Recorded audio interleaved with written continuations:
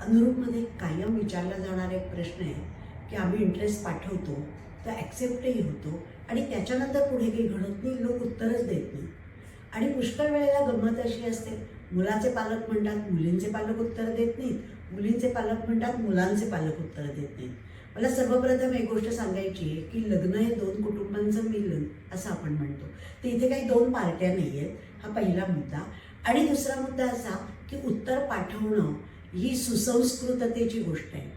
तर ही संस्कृती, ही सुसंस्कृतता आपल्याला जपायची असेल तर आपण उत्तर पाठवणं हे अत्यंत आवश्यक आहे. पण समजा उत्तर येत नसेल तर आपण काय करायला पाहिजे?